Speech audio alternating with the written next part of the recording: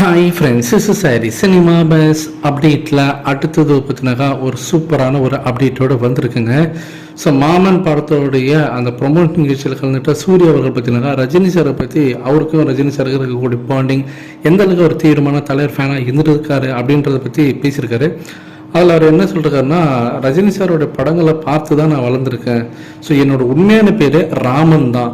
தளபதி படத்தை பார்க்கும்போது ரஜினி சாரோடைய அந்த கேரக்டர் எனக்கு ரொம்பவே இம்ப்ரெஸ் ஆகிடுச்சு. அதில் ரஜினி சாரோட பேர் வந்து சூர்யா அப்படின்றது நமக்கு தெரியும்.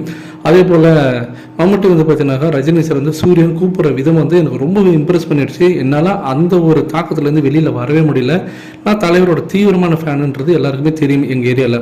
அப்போ நான் அந்த படத்தை பார்த்துட்டு வரும்போது எனக்கு வந்து அந்த ரஜினி சார் சூரியன் அப்படின்றது கூப்பிட்றதே பார்த்தீங்கன்னாக்கா அவ்வளோ ஒரு இதுவாக இருக்கும், சிலுக்கு கூட்டு வகையில் அது இருக்கும்.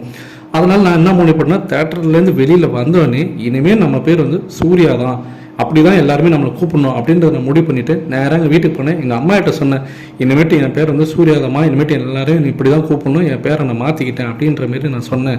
அன்னையிலேருந்து பார்த்தீங்கன்னா அந்த சூர்யான்றது மாதிரி இப்போ எல்லாம் ஷார்ட்டாக வந்து இப்போ இந்த சினிமாக்காக சூரியன் கூப்பிட ஆரம்பிச்சிட்டாங்க அப்படின்ற பேசின அந்த வீடியோ பார்த்தீங்கன்னா ஆன்லைன் சோஷியல் மீடியாவில் ரொம்ப வைரலாக போயிருக்கு.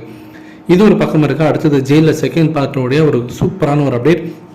இதை பற்றி நம்ம நிறைய வீடியோ போட்டுட்டோம், நிறைய பேசிட்டோம். இன்னும் சொல்லப்போனால் ஷாருக் கான் அவர்கள்கிட்ட வந்து பார்த்தீங்கன்னாக்கா ஜெயிலில் செகண்ட் பார்ட்டில் ஒரு ஸ்பெஷல் கேமியோ பண்ணுறதுக்காக வந்து பேசினாக்காங்க. சன் பிக்சர்ஸ் ஒரு பக்கம், நெல்சன் ஒரு பக்கம் பேசி தான் இருக்கிறாரு.